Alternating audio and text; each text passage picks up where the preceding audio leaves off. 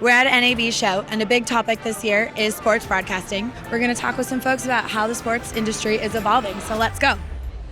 Bigger content, bigger boards. Fans want access. Our engagement numbers have doubled. What trends and technologies are you seeing that are shaping live sports and events? Yeah, I think there's a couple big trends right now. You're seeing a ton more video usage and video wall usage in stadiums. You're seeing bigger content, bigger boards, more expansive designs, creativity, production across the entire stadium. You're also seeing it go more down market. You've got a lot of Texas high schools producing shows that, maybe an NCAA D1 school would have done years ago. We're seeing a lot more social media, faster timelines to getting clips out. We're seeing people get more aware about content, invest in individual brands, for example, and look at driving that, getting more fun, getting more playful. The players have figured out that they can start their own YouTube channels, that they can start their own podcasts, that they can do all kinds of things versus what traditional media used to be like. One trend that we're seeing is fans want access. They want to get inside your building. So how do you put microphones on personnel, coaches, make them feel like they are inside the four walls of your building? We're a soccer team, so we try to go inside the locker room. So either in a good moment or in a bad moment, we're in there. So we're being pretty real with our fan base. We're not just showing you the good times, we're showing you the bad times too. We'll ride along with some of the players and personnel and see what their life is like outside of the soccer field. So that's been a really good success for us in reaching our fan base and being more accessible to them. Being able to control all of that content creation that's coming out of our club and being able to deliver it to our fans independently of any other operation that's out there. So it's not going through any third party. So in that space, it's really helping us out immensely. We're seeing a lot more fan engagement, and that's going to, I think, correlate into ticket sales, merchandise sales, and that just basically helps our teams and our players.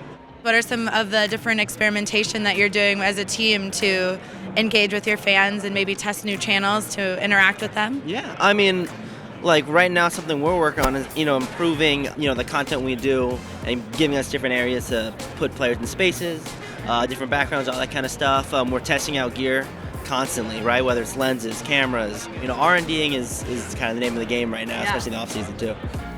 How have you seen, maybe from a different angle, streaming and certain exclusivity rights changing maybe how you're interacting? Has that been impacting you, or how have you been approaching it?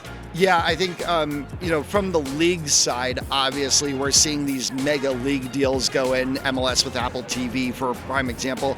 But what we're going to end up seeing is a shift out of that even, where that's going to become in trouble, particularly USL, which we certainly know very well what's going on there with promotion, relegation, and everything. USL is going into an independent control model where they're allowing the clubs like us to be able to control our media rights, and it helps us out from a business side because now we also control the ad revenue and we control that injection of where ads go and whose ads go where. So it's really helping us out from a revenue standpoint, that more and more of that revenue is staying in-house, and that betters the club, that betters the experience for our players, that betters the stadium experience for our fans. You love to hear it. I guess I'll end with, is there anything that you're most excited for, just the years ahead that are on the horizon that your team is doing, that you're doing for your company? What is that? Getting Check Room on board so that we can control our assets. That's been a huge thing for us. We want to be able to know where all of our equipment is from a day-to-day basis. And, to put it in context, our assets are as valuable as AV assets are. So all of these companies that have video cameras, audio equipment, laptops and everything, it's the same for us with our kits, our ball bags, our medicine kits, all of that stuff. So, knowing where every single player's bags are when we're traveling, is super important. So being able to have an asset management company like Check Room as a partner with us is really crucial for us. I love to hear it. Thank you so much for your time, Matthew. It was great chatting with you.